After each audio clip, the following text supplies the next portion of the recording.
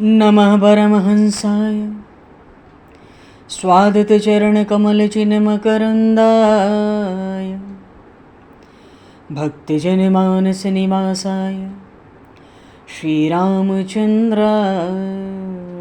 नमः।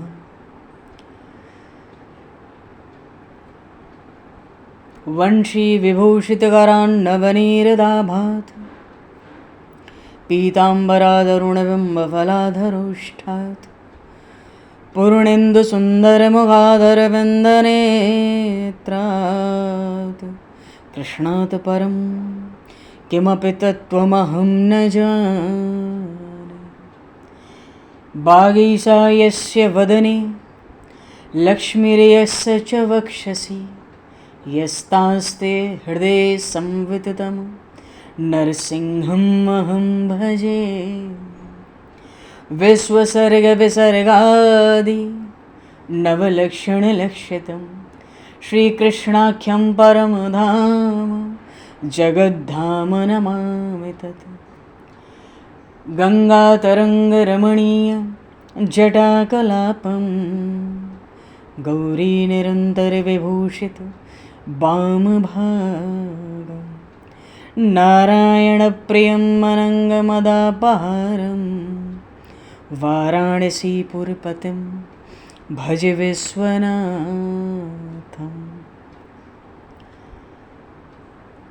प्रह्लादनारदपराशरपुण्डरीक व्यासेऽम्बरीशशुकशौनकभीष्मदालभान् रुक्माङ्गदेऽर्जुनवसिष्ठविभीषणादीन् एतानहं परं भागवतान् नमाम्यहम्। श्रीसीतानाथसमारम्भां श्रीरामानन्दार्यमध्यमाम् अस्मदाचार्यपर्यन्तां वन्दे गुरुपरम्पराम्। वाञ्छाकल्पतरुभ्यश्च कृपासिन्धुभ्य एव च पतितानां पावनेभ्यो वैष्णवेभ्यो नमो नमः। योगेन्द्राय नमस्तस्मै शुकाय ब्रह्मरूपिणे संसारसर्पदष्टमयो विष्णुरात्ममुच्यते। नारायणं नमस्कृत्य नरं चैव नरोत्तमं देवं सरस्वतं व्यासं ततो जयमुदीरये।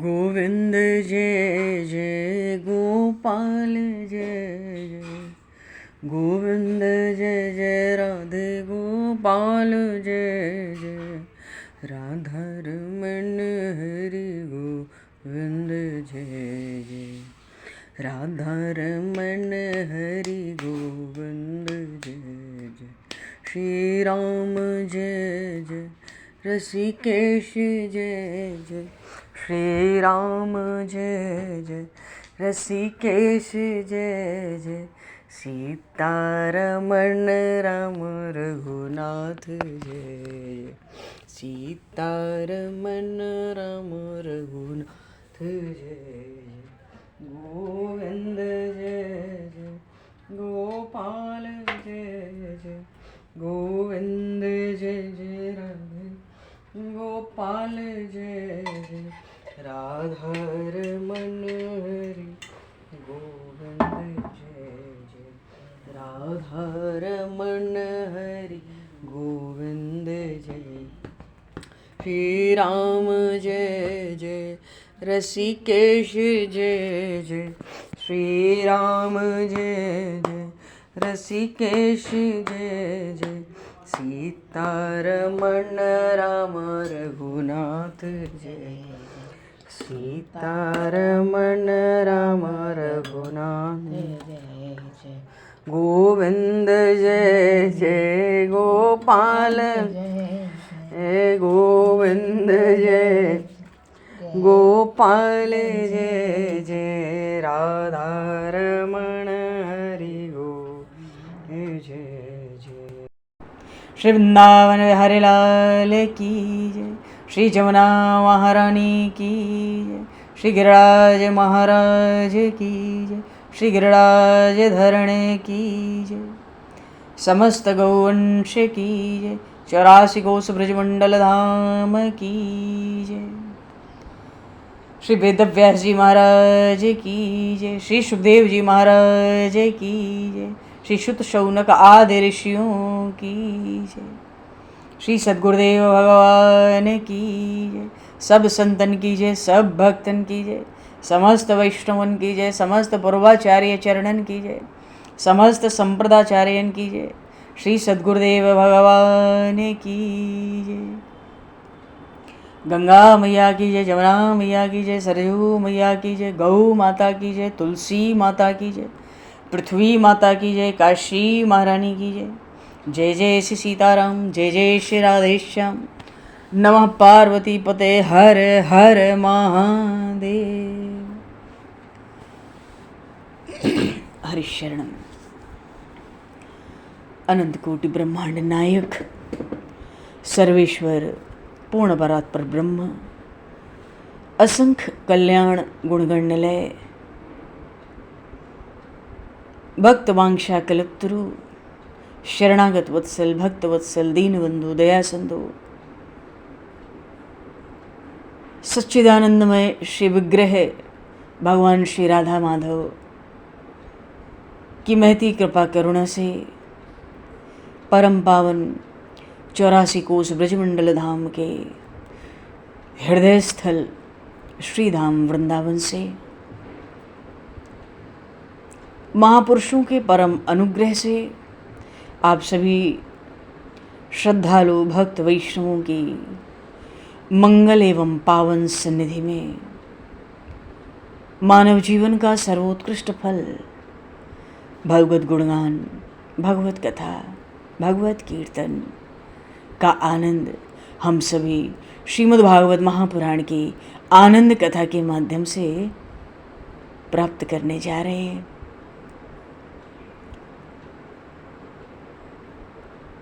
सर्वप्रथम आप सभी भक्तजनों के श्री चरणों में भगवत भाव से सादर वंदन, सादर नमन।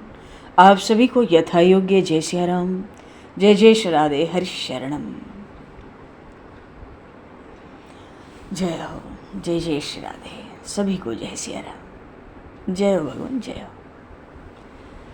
श्री राधे, श्री राधे, जय जय जय जय। कासाय वस्त्रं मणिहारभूषितं सिंहासनस्थं श्रितभक्तव्यापितम् अनाथनाथं करवीरवासनं श्रीकृष्ण गोविंद शरणं प्रपद्ये। श्रीकृष्ण गोविंद मनसा स्मरामि। श्रीमद् भागवत के जो 10वां स्कंद है, इसके 47वें अध्याय में श्री सुखदेव जी महाराज ने कहा, दान व्रत तपो हूँ जप स्वाध्याय संयमई है, श्रेयोभिर्विविधैश्चान्यैः कृष्णे भक्तिरे साध्यते। भाव है कि दान व्रत तपस्या यज्ञ जप, वेदों का अध्ययन, इंद्रियों का संयम या अनेक प्रकार के अन्य जो पुण्य कर्म है, इन सब के द्वारा भगवान श्री कृष्ण की भक्ति ही प्राप्त की जाती है।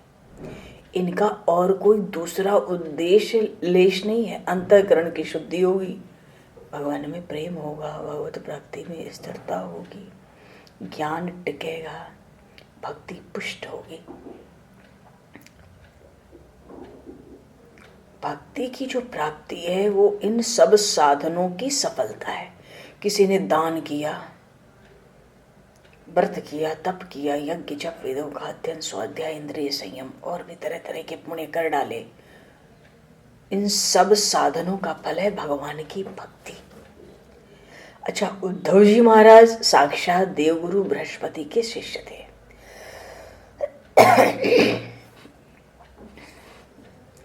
इनका शरीर, श्री उद्धव जी महाराज की जो शरीर कांति है वो प्रभु श्री कृष्ण के समान ही श्याम वर्ण थे। नेत्र भी उनके कमल के समान सुंदर थे। अगर कहें तो उद्धव जी महाराज नीति और तत्व ज्ञान की मूर्ति।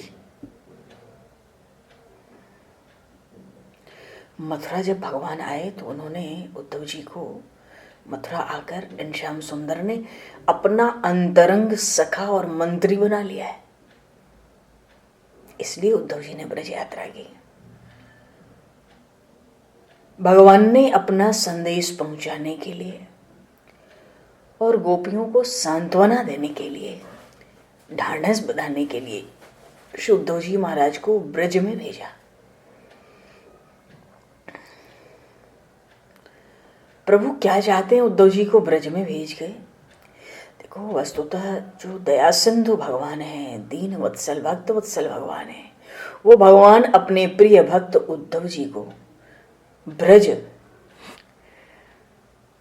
और ब्रजवासियों के अपूर्व प्रेम का दर्शन कराना चाहते हैं। इतनी बात है। और जब उद्धव जी ब्रज पहुंचे, इनका बड़ा स्नेह से आदर सत्कार सब किया। एकांत मिलने पर गोपियों ने घेर कर श्याम सुंदर का समाचार पूछा। जब समाचार पूछा कि हमारे श्याम सुंदर, हमारे कृष्ण कन्हैया कुशल से तो है, उनका हाल समाचार सुनाओ, तो उद्धव जी कहते हैं कि हे ब्रज गोपियों, अरे श्री कृष्णचंद्र तो सर्वव्यापी है,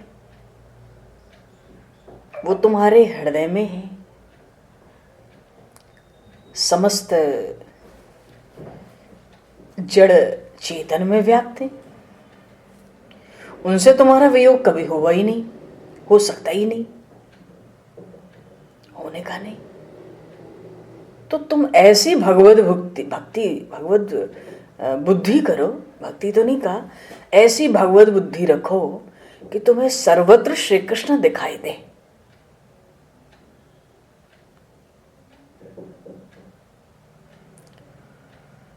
कजरारे अखियान में बसत रहत दिन रात।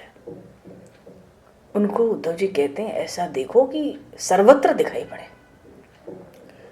अरे गोपियां तो रो पड़ी, उनके नेत्र बरसने लगे, झरने लगे।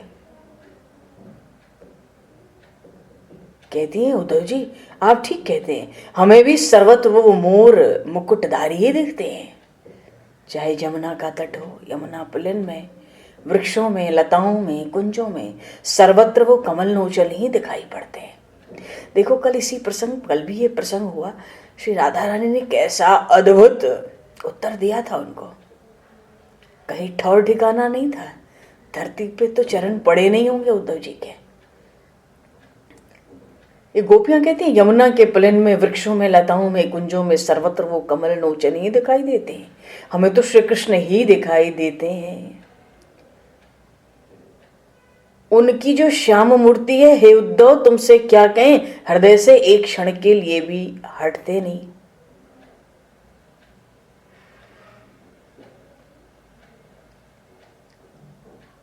पर गोपियां अनेक प्रकार से विलाप करने लगी।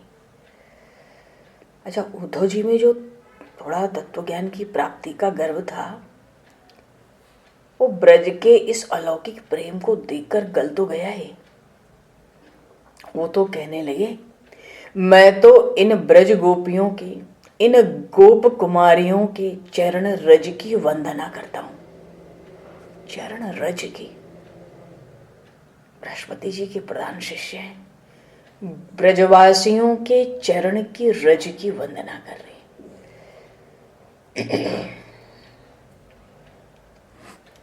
उनका भाव बड़ा विलक्षण है।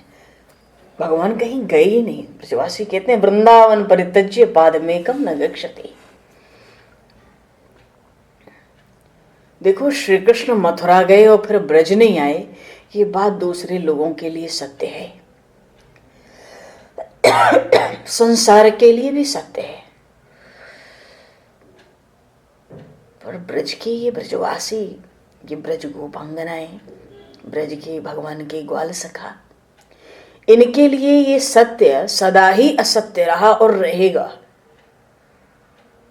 अरे जो कन्हैया को एक घड़ी तो क्या एक क्षण काली नाग के बंधन में पड़ा देखकर मूर्छित हो गए थे, मृत प्राय हो गए थे, जो एक क्षण भगवान की लीला में एक क्षण देखा, अरे नाग ने इनको लपेट लिया हमारे कन्हैया को, वो मूर्छित हो गए, मरे जैसे हो गए।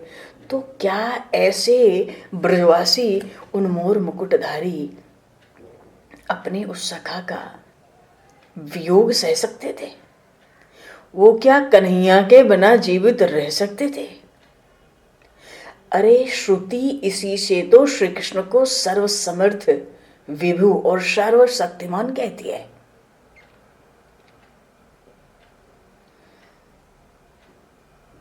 वेदों ने श्री कृष्ण का ऐसा ही गुणगान किया है।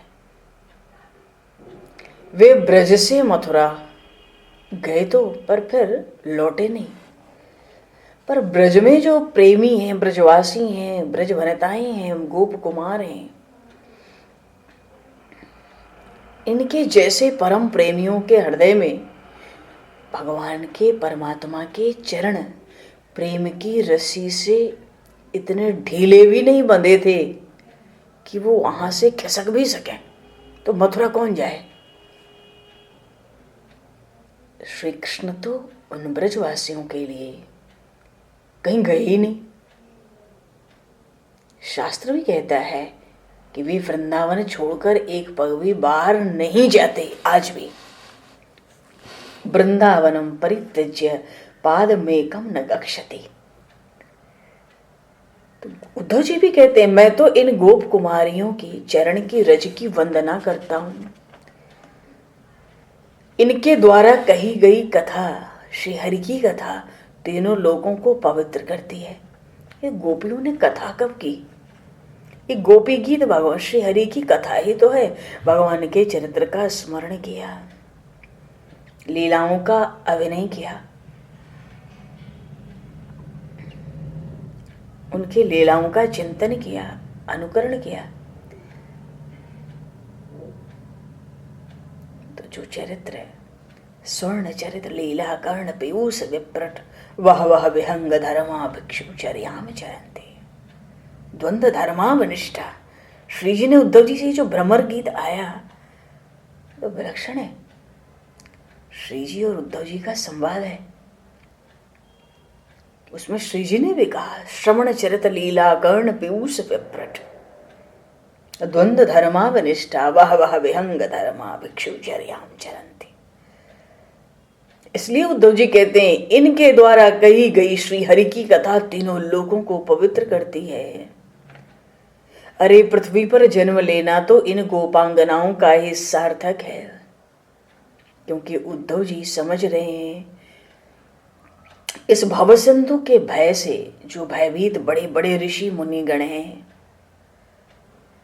यहां तक कि उद्धव जी कहते हैं हम सभी भी जिसकी इच्छा करते हैं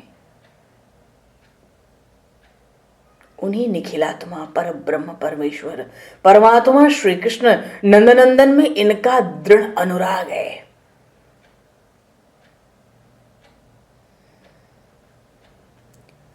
देखो वेदों ने, श्रुति ने जिन भगवान मुकुंद का अब तक अन्वेषण कर ही नहीं पाई, श्रुति खोज शोध कर ही नहीं पाई, उन्हीं को इन व्रजवासियों ने अपना स्वजन बना लिया, अपना बना लिया। घर की सब आसक्ति छोड़ दी, छूट गई। और जो आर्यपथ है, आर्यपथ क्या है? लौकिक मर्यादाओं का मोह छोड़कर उस आर्यपथ को प्राप्त कर लिया। सब आसक्ति छूट गई इन गोपांगनाओं की। इनकी भगवान में दृढ़ प्रीति हो गई, दृढ़ अनुराग हो गया। इसलिए उद्धव जी कहते हैं कि मेरी तो लालसा यही है कि मैं इस वृंदावन में कोई भी लता विरुद्ध तृण आदि कुछ भी हो जाऊं, जिससे इनकी पद धूलि मुझे मिलती रहे।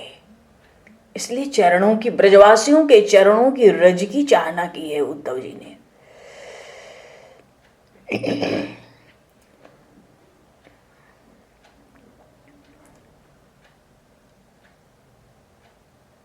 गोपियां ज्ञान निर्गुण निराकार ब्रह्म लेकर क्या करेंगे आंख कान बंद करके? इनके तो रोम रोम में श्री कृष्ण समाये हैं। उद्धव जी से कहती हैं, श्याम तन श्याम मन श्याम है हमारो धन। हाँ,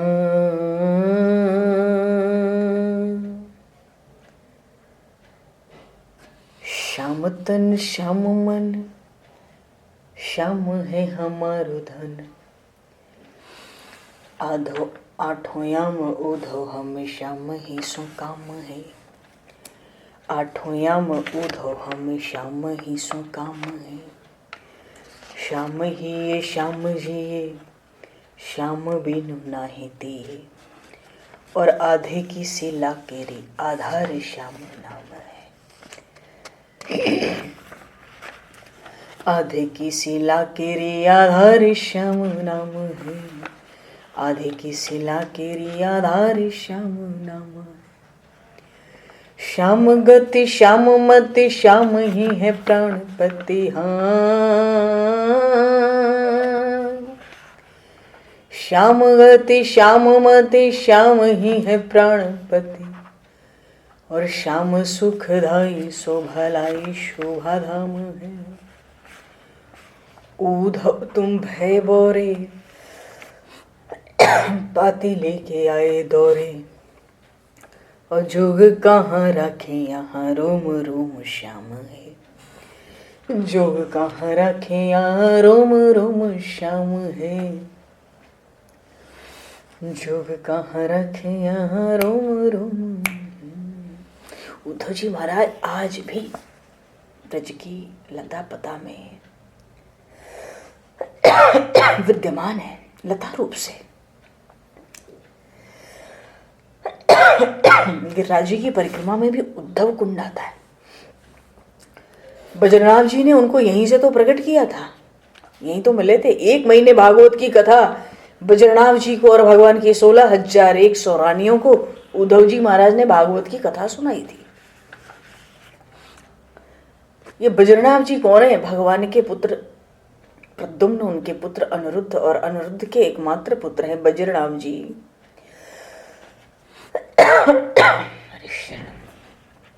इनको श्री राधा रानी का विशेष आशीर्वाद प्राप्त था कि तुम ब्रज के राजा बनोगे।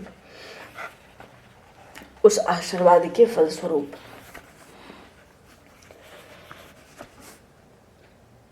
श्रीमद् भागवत में भगवान, अच्छा, बाद में उद्धव जी भगवान के साथ द्वारिका भी गए।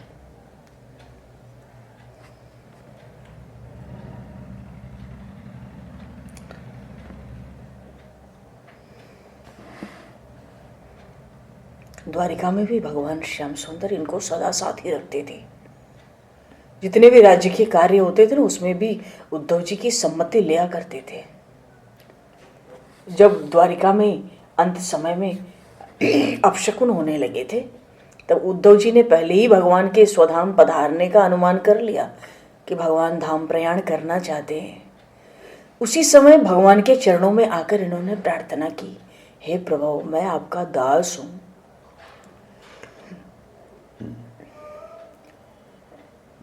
आपका उच्चिष्ट प्रसाद, आपके उतारे वस्त्र आभूषण ही मैंने सदा धारण किए हैं। आप मेरा त्याग न करें। हे नाथ, मुझे भी आप अपने साथ धाम में ले चलें। उस समय भगवान श्री कृष्ण ने उद्धव जी को आश्वासन देकर तत्व ज्ञान का उपदेश किया था और आज्ञा दी थी कि बद्रिकाश्रम में जाकर रहो, बद्रीनारायण जाओ, वहां रहो। उस समय भगवान श्री कृष्ण ने उद्धव जी से यह भी कहा था कि देखो उद्धव, मैं इस लोक में जब नहीं रहूंगा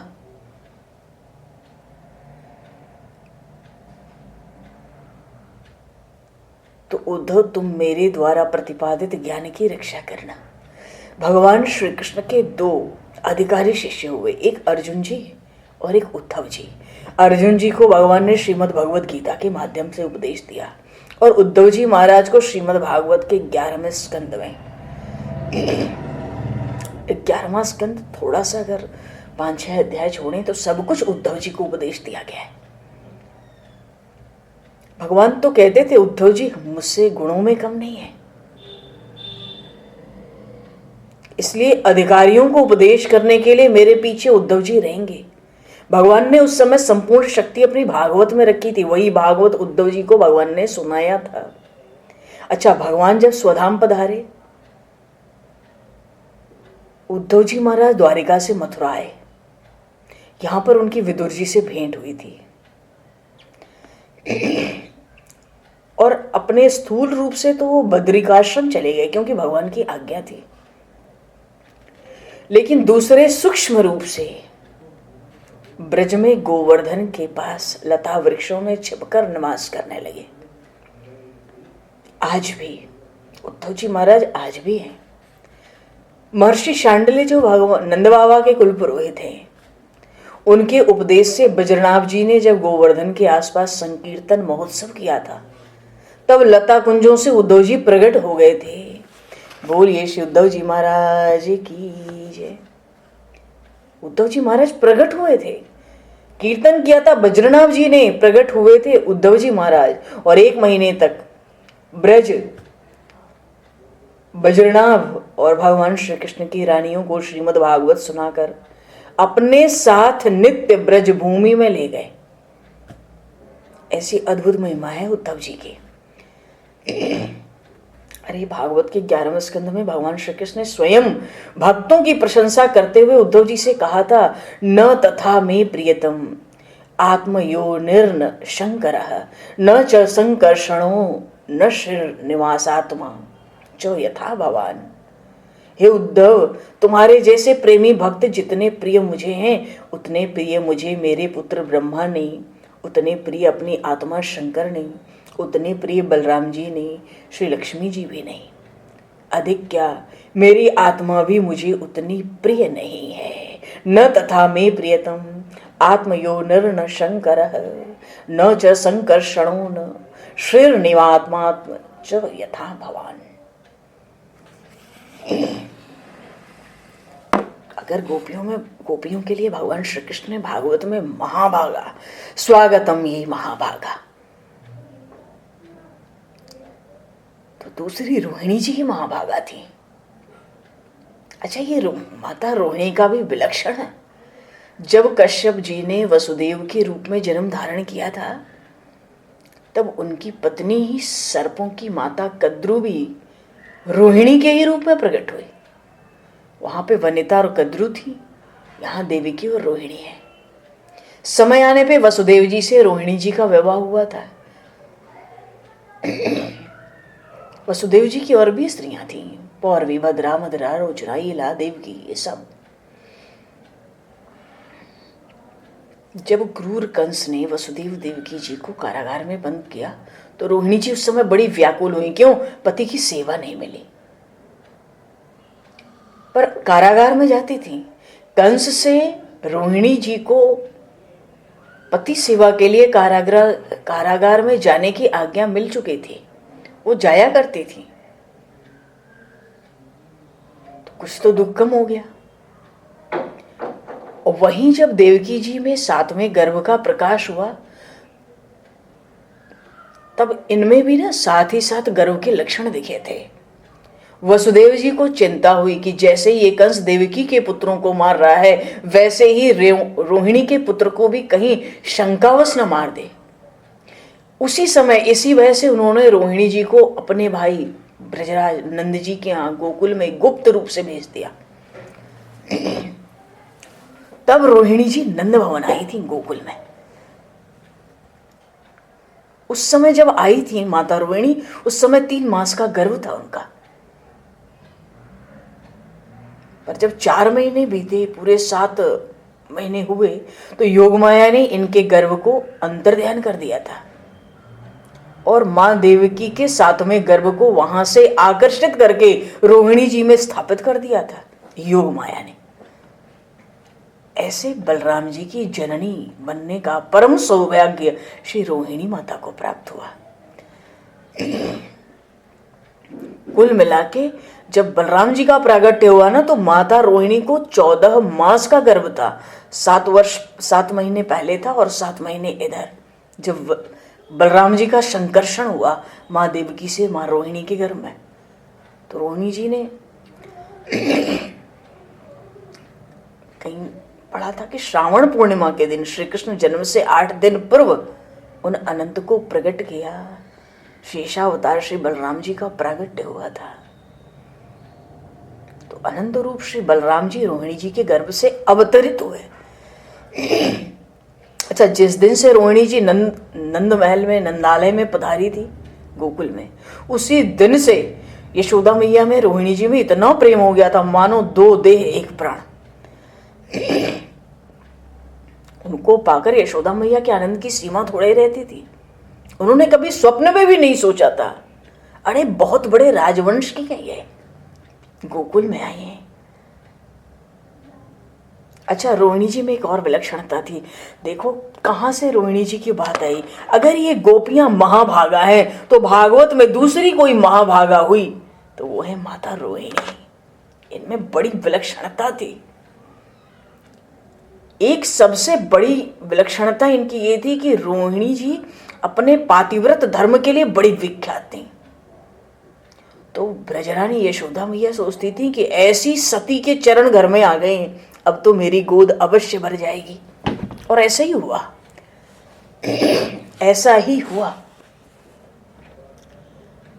इन सती रोहिणी के पधारने पर ही मैया यशोदा की गोद में श्री कृष्ण, उनकी गोद भी श्री कृष्ण से विभूषित हो गई। अच्छा, यशोदा मैया रोहिणी मैया की गुणों को देख देख के मुग्ध रहती थी। घर का सब काम उनके हाथ में सौंप दिया था। उन ब्रज रानी के घर की मालकिन तो रोहिणी जी ही थी। बलराम जी जब प्रकट हुए थे उनके, तो गोकुल में बहुत आनंद छाया था। यशोदा मैया ने खूब पेट भर भर के उत्सव उस समय मनाया था।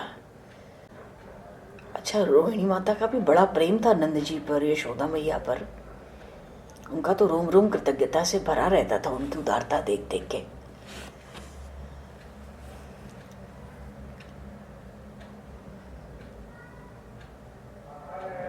अच्छा, जब भागवत में बलराम जी के जन्म का प्रकट आया, तो वहां पर श्री सुखदेव जी महाराज ने एक प्रसंग में कहा, शुभ्रांश वक्त्रम तड़िदाल लोचनम नवाब्द केशम शरद विग्रहम भानु प्रभावम तमसूत रोहिणी तत् तत्र युक्तम सहि दिव्य बालकः।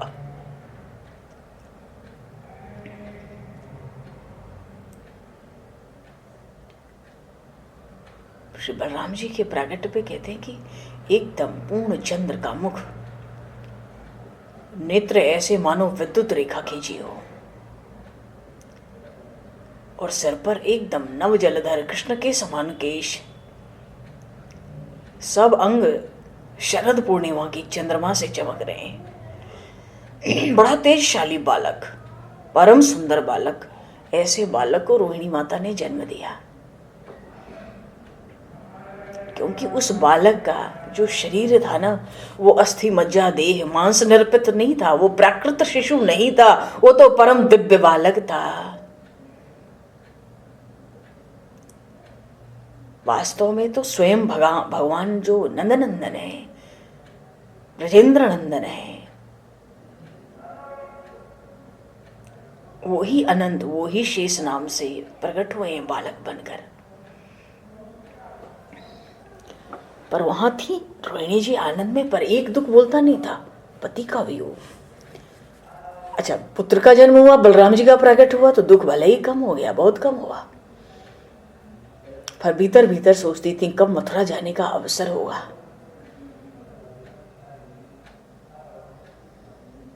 लेकिन जब से यशोदानंदन ब्रज में प्रकट हुए थे ना, मथुरा जाने का विचार ही छूट गया रोहिणी जी का। श्री कृष्ण के दर्शन के बाद हृदय की सारी वेदना, सारी जलन उन यशोदानंदन के मुख चंद्र से सब नष्ट हो गई, प्राण शीतल हो गए।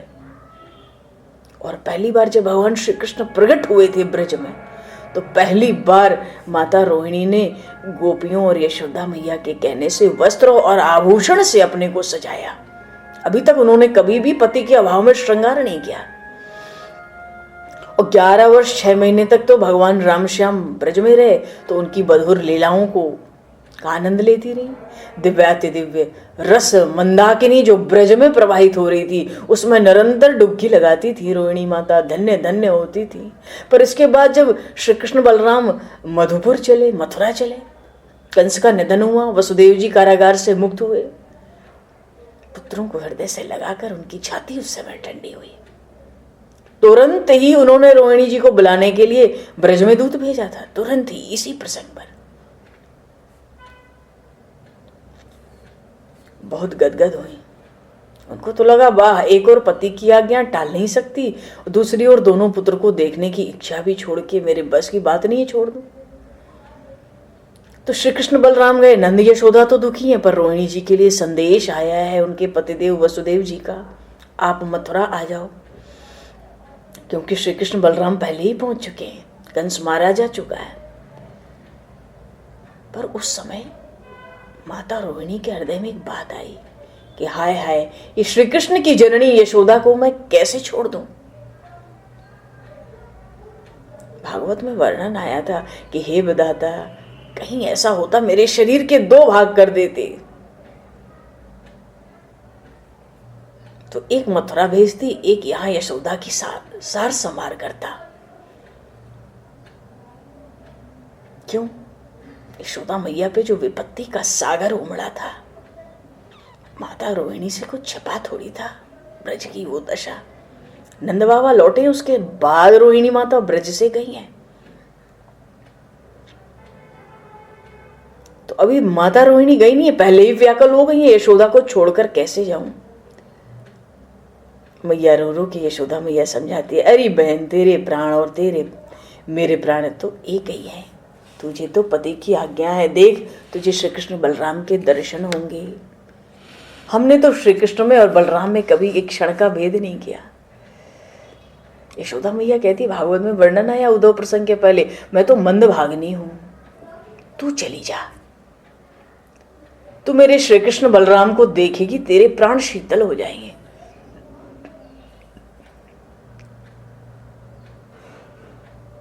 और पुत्रों को देख के यदि मेरे प्राण रह गए तो मैं भी जी जाऊंगी।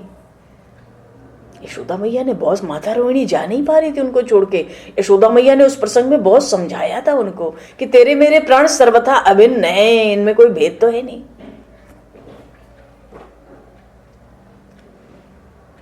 इतना समझाया था कि मां रोहिणी जा सकी थी मथुरा। अच्छा, मथुरा से ही वसुदेव जी भगवान श्री कृष्ण को लेके द्वारिका चले गए, तो रोहिणी जी भी द्वारिका चली गई। रोहिणी जी को श्री कृष्ण का कभी वियोग ही नहीं हुआ, न स्थूल न सूक्ष्म, न भाव में न प्रत्यक्ष में। जब तक भगवान ब्रज में रहे, 11 वर्ष 6 महीने ब्रज में रही, मथुरा 20 वर्ष रहे भगवान, वहां रही, फिर भगवान द्वारिका गए तो वहां भी गई मां रोहिणी। मन में आनंद उनके रहता था कि वो तो निरंतर ही श्री कृष्ण बलराम की लीलाएं देखती हैं, सुनती हैं, पर जब जब यशोदा मैया का स्मरण होता, तब तब उनके प्राणों में टीस चलती थी, वो फुफकार मार मार कर रो उठती थी। जब वो ग्रहण का प्रसंग आया था कुरुक्षेत्र में, वहां सब एक साथ मिले थे, रोहिणी जी का यशोदा मैया से पुनः मिलन हुआ था। यशोदा जी को हृदय से लगाया, उनके अनंत गुणों को सबसे कह कह कर न जाने वो कितना रोती रही। कुरुक्षेत्र के वो ग्रहण काल का विलक्षण समय था, उधर लोग द्वारिका से आए थे और इधर ब्रज से पहुंचे थे। पीछे से एक बार रोहिणी जी ब्रज में भी आई थी। तरह तरह के ग्रंथों में बड़े सुंदर सुंदर शास्त्रों में भी प्रसंग आए। दंत वक्त्र का जब वध हुआ था, तो भगवान भी ब्रज आए थे। जब आए थे तो उन्होंने बलराम जी और माता रोहिणी को भी बुलाया था। तब माता रोहिणी बलराम जी के साथ वहां आई थी। और जिस समय यशोदा मैया नंद बाबा ब्रज से अंतर्ध्यान हुए थे ना, तब भी नित्य लीला में रोहिणी जी मिल गई थी।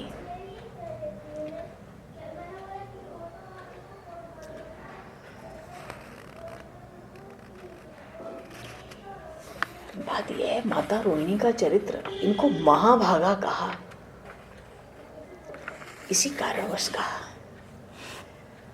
देवकी रोहिणी चैव वसुदेवस्तथा सुतौ कृष्ण रामा पश्यन्तः शोकार्तः जिहुः स्मृतिम्। उद्धव जी के प्रसंग के पहले ये हल्का सा प्रसंग आया है भागवत में, बड़ा सुंदर। ये रोहिणी जी जो कश्यप पत्नी अदिति थी ना, इनके दो भाग हुए थे। कश्यप जी की पत्नी थी अदिति। अदिति क्यों कहते हैं? 12 आदित्य, सब देवता इन्हीं से प्रकट हुए। तो जो कश्यप जी की पत्नी अदिति है ना, इनके दो भाग हो गए थे। एक भाग से देवकी के रूप में उत्पन्न हुई और दूसरे भाग से रोहिणी के रूप में ये प्रकट हुई हैं। कल्प भेद से ऐसा वर्णन आता है पुराणों में, शास्त्रों में बिल्कुल स्पष्ट आता है। हरे शरण। तो प्रसंग चल रहा था उद्धव जी का, इन महाभागाओं स्वागतम हे महाभागा। तुम्हारा रोहिणी भी महाभागा, भागवत में वही कहलाई है, गोपियां और माता रोहिणी।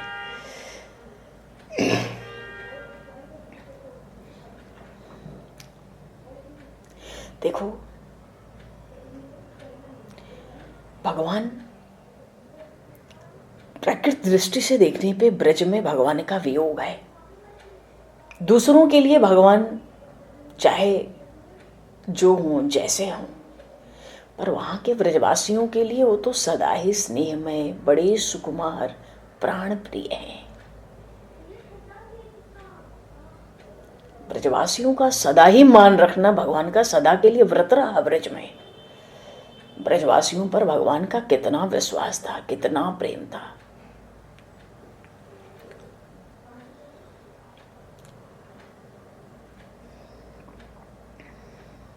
भगवान ने इन ब्रजवासियों पर बड़ा प्रेम लुटाया। परमानंद का दान करने के लिए भगवान ब्रज में आए और उद्धव जी जो ज्ञान का संदेश सुनाना चाहते थे,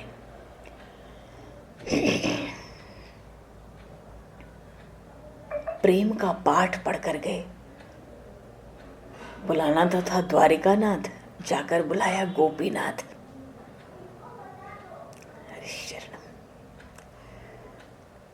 गोपियां उद्धव जी से एक प्रसंग में कहती हैं, अरे उद्धव जी, आपके इस ज्ञान को, निर्गुण परमात्मा को हृदय में कहाँ रखें? उर में माखन चोर गड़े,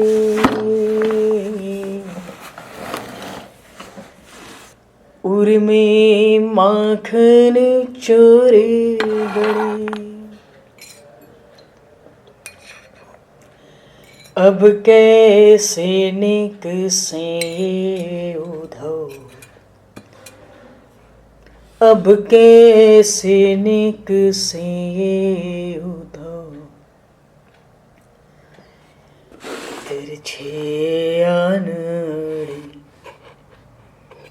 तिरछे आनड़े, उर में माखन चोर गड़े,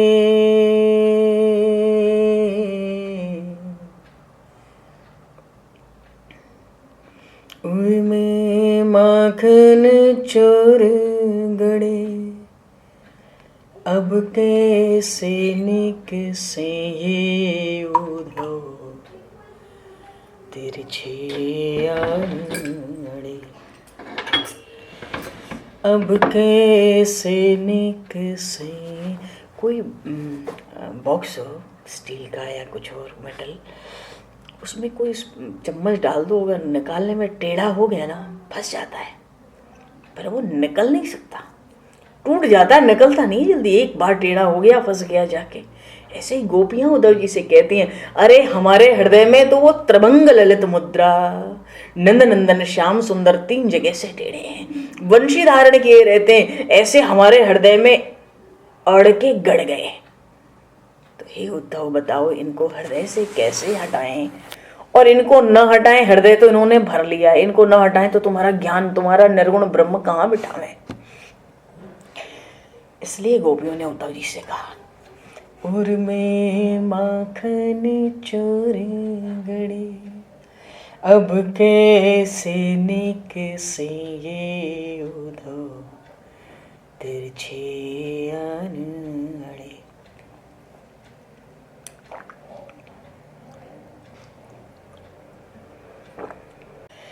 अब कैसे निकसे उद्धव तिरछे अनड़े। तो हरिशरण उद्धव जी का प्रसंग बड़ा सुंदर है। बोलिए श्रीमद् भागवत महापुराण की जय। श्री सुखदेव जी